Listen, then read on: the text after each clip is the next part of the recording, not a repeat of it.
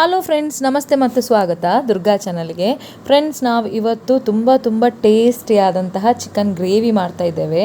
ಇದಕ್ಕೆ ಏನೆಲ್ಲ ಬೇಕಂತ ನಿಮಗೆ ಹೇಳ್ತೇನೆ ನಾನು. ಗಿಡ್ಡ ಮೆಣಸು ಒಂದು 10, ಆನಂತರ ಕೊತ್ತಂಬರಿ ಒಂದು 3ರಿಂದ 3.5 ಟೇಬಲ್ ಸ್ಪೂನ್, ಮತ್ತು ಗರಂ ಮಸಾಲೆ ಅದು ಕೆತ್ತೆ ಬರ್ತದಲ್ಲ ಅದು, ಆನಂತರ ಸ್ವಲ್ಪ ಜೀರಿಗೆ, ಮತ್ತು ಬೆಳ್ಳುಳ್ಳಿ ಒಂದು 15 ಎಸಳು, ಮತ್ತು 2 ಇಷ್ಟು ಕರಿಬೇವು ಸೊಪ್ಪು, 1 ಈರುಳ್ಳಿ, ಆನಂತರ ಒಂದು ಸ್ವಲ್ಪ ಮೆತ್ತೆ, ಮತ್ತು ಇಷ್ಟೆಲ್ಲ ಹಾಕಿ ನಾವೀಗ ಇದನ್ನು ಒಳ್ಳೆ ಮಾಡಿ ಫ್ರೈ ಮಾಡಬೇಕು. ನಾವು ಇವತ್ತು ಇದನ್ನು ತೆಂಗಿನ ಎಣ್ಣೆಯಲ್ಲೇ ನಾವು ಫ್ರೈ ಮಾಡ್ತಾ ಇದ್ದೇವೆ.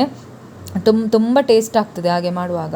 15-16 ಬೆಳ್ಳುಳ್ಳಿ ಎಸಳು, ಮತ್ತು ಕರಿಮೆಣಸು, ಸ್ವಲ್ಪ ಮೆತ್ತೆ, ಒಂದು ಸ್ವಲ್ಪ ಜೀರಿಗೆ, ಒಂದು 3.5 ಟೇಬಲ್ ಸ್ಪೂನ್ ಕೊತ್ತಂಬರಿ, ಧನಿಯಾ, ಆನಂತರ ಒಂದು 10 ಗಿಡ್ಡ ಮೆಣಸು ಇಷ್ಟು, ಮತ್ತು ಕರಿಬೇವು ಸೊಪ್ಪು, ಮತ್ತು 1 ಈರುಳ್ಳಿ. ಇಷ್ಟನ್ನು ಈಗ ನಾವು ಚೆನ್ನಾಗಿ ಬಾಣಲೆಯಲ್ಲಿ ಫ್ರೈ ಮಾಡ್ಕೊಳ್ಳೋಣ. ಗ್ಯಾಸ್ ಮೆಲ್ಲ ಇಟ್ಟು ಫ್ರೈ ಮಾಡಬೇಕು ಫ್ರೆಂಡ್ಸ್. ಯಾಕಂತ ಹೇಳಿದರೆ ಅದು ಮತ್ತು ಇದಾದರೆ ಎಂತಪ್ಪ ಅಡಿ ಹಿಡಿಯುವುದಂತ ಹೇಳ್ತೇವಲ್ಲ, ಅದು ಜಾಸ್ತಿ ಬೆಂಕಿ ಆದರೆ ಮತ್ತು ಇದಾಗ್ತದೆ. ಈಗ ನಾವು ಯಾವಾಗಲೂ ಗ್ರೈಂಡರ್ ಮಿಕ್ಸಿಯಲ್ಲಿ ನಾವು ಮಸಾಲೆಯನ್ನು ಅರಿತೇವೆ. ಇವತ್ತು ನಾವು ಕಲ್ಲಲ್ಲಿ ಕಡಿಯುವ. ಮತ್ತು ಒಂದು ಬಟಲ್ ತೆಂಗಿನಕಾಯಿ. ಚಿಕನ್ ಈಗ ನಾವು 1.5 kg ಚಿಕನ್ ಇದೆ, ಇದನ್ನೀಗ ಕ್ಲೀನ್ ಮಾಡಬೇಕು. ಈಗ ಅದರೊಟ್ಟಿಗೆ ಈ ತೆಂಗಿನಕಾಯಿ ಕೂಡ ಹಾಕಿ ಚೆನ್ನಾಗಿ ಫ್ರೈ ಮಾಡಬೇಕು. ತೆಂಗಿನ ಎಣ್ಣೆನೇ ಬಳಸಿದರೆ ಸೂಕ್ತ, ಯಾಕಂತ ಹೇಳಿದರೆ ಒಳ್ಳೆ ಪರಿಮಳ ಕೂಡ ಬರ್ತದೆ ಮತ್ತು ಒಳ್ಳೆ ಟೇಸ್ಟ್ ಕೂಡ ಆಗ್ತದೆ. ಚೆನ್ನಾಗಿ ಇದನ್ನು ಫ್ರೈ ಮಾಡಿ ಒಂದು 5 ನಿಮಿಷ. ನಿಮಗೆ ಪರಿಮಳ ಬರ್ತದಲ್ವಾ. ಈಗ ನಾವು ಇದನ್ನು ಕಲ್ಲಲ್ಲಿ ನಾವು ಗ್ರೈಂಡ್ ಮಾಡ್ತಾ ಇದ್ದೇವೆ. ಮುಂಚೆ ಎಲ್ಲ ಹೆಚ್ಚಾಗಿ ನಾವು ಕಲ್ಲಲ್ಲೇ ಮಾಡ್ತಾ ಇದ್ದೆವು, ತುಂಬ ಟೇಸ್ಟ್ ಆಗ್ತಿತ್ತು. ಈಗ ನಮಗೆ ಅದಕ್ಕೆಲ್ಲ ಟೈಮ್ ಇಲ್ಲ. ಬಟ್ ಈ ಸರ್ತಿ ಒಂದು ಮಾಡುವ ಅಂತ ಅನಿಸಿತು. ಎಷ್ಟು ಜನರಿಗೆ ಇದನ್ನು ನೋಡುವಾಗ ಮುಂಚಿನ ಕಾಲದಲ್ಲ ನೆನಪು ಬರ್ತದೆ ಅಂತೇಳಿ ಕಮೆಂಟಲ್ಲಿ ಹೇಳಿ.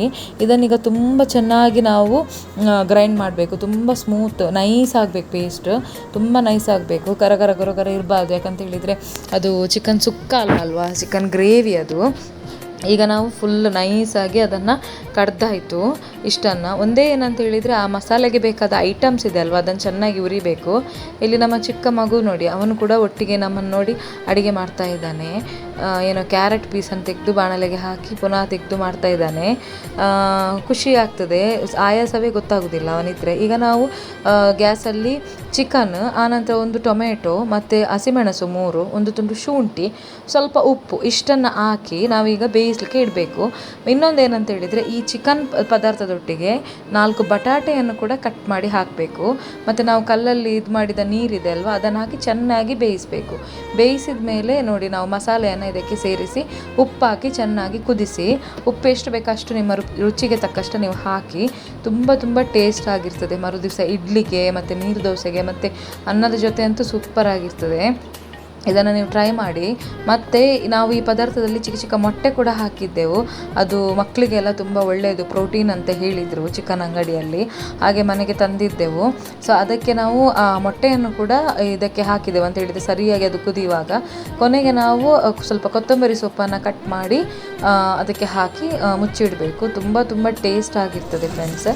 ಚೆನ್ನಾಗಿ ಮಾತ್ರ ತೆಂಗಿನಕಾಯಿ ಫ್ರೈ ಮಾಡಬೇಕು, ತುಂಬ ಬ್ರೌನ್ ಆಗಬಾರ್ದು. ನೋಡಿ, ಈಗ ನಮ್ಮದು ಚಿಕನ್ ಕರಿ ವಿತ್ ಎಗ್ ಈಗ ರೆಡಿಯಾಗಿದೆ. Okay friends, thank you, bye.